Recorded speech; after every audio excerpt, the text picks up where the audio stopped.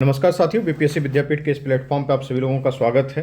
और एक बहुत बड़ी सूचना निकल के आ रही है एईडीओ के एग्जामिनेशन को लेकर के कि ये एईडीओ का जो एग्जामिनेशन 14/4/2026 से 21/4/2026 तक, जो इसकी विज्ञापन संख्या 87/2025 था, जो कुल 9 पालियों में एग्जामिनेशन कंडक्ट करवाया गया था। और साथ के साथ जो एक सहायक लोक स्वच्छता एवं अपशिष्ट प्रबंधन पदाधिकारी की परीक्षा हुई थी, इस दोनों परीक्षाओं में माल प्रैक्टिसेस की बातें हो रही थी। लगातार आप देख पा रहे होंगे कि मुंगेर से या अलग अलग ज़िलों से किस तरीके से ब्लूटूथ के माध्यम से, या जो वो एक कंपनी जिन्होंने इसका ठेका लेकर रखा था उसको लेकर के बातें चल रही थी लगातार, और विरोध के स्वर भी उठ रहे थे। और सबसे बड़ी बात है कि एग्ज़ाम की सैंटिटी का ध्यान रखा जाना बहुत अनिवार्य होता है।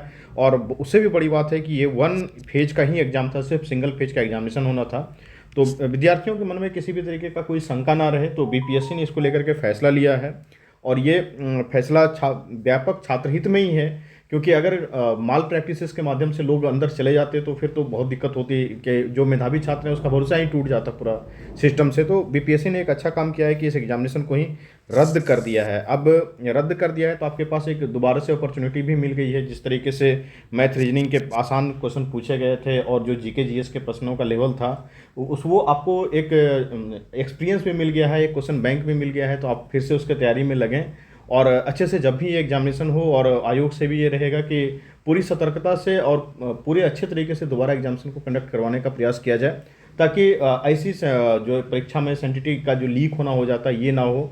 बच्चों का भरोसा टूटता है, बहुत मेहनत करके लोग जाते हैं एग्जामिनेशन देने के लिए, फिर वो एग्ज़ाम रद्द हो जाता है, बहुत परेशानियाँ भी होती हैं।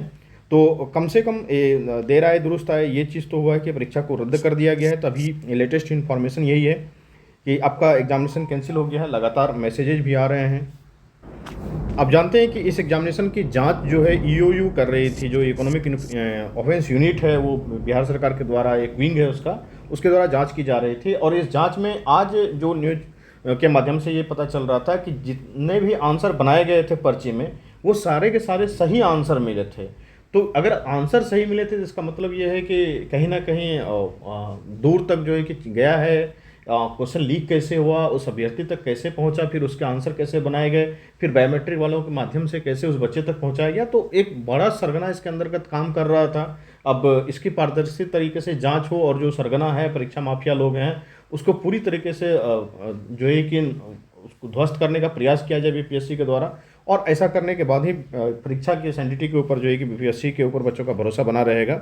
और अगली बात ये है कि अब ये परीक्षा कब होती है वो देखने वाली होगी। बहुत बड़ी अपॉर्चुनिटी है, 935 वैकेंसीज है, वो भी सिंगल स्टेज एग्जामिनेशन है। हो सकते तो बीपीएससी अब इसमें चाहे आगे कुछ और भी कदम उठाएगी, जैसा भी कदम उठाएगी तो फिर हम आपको अपडेट करते रहेंगे।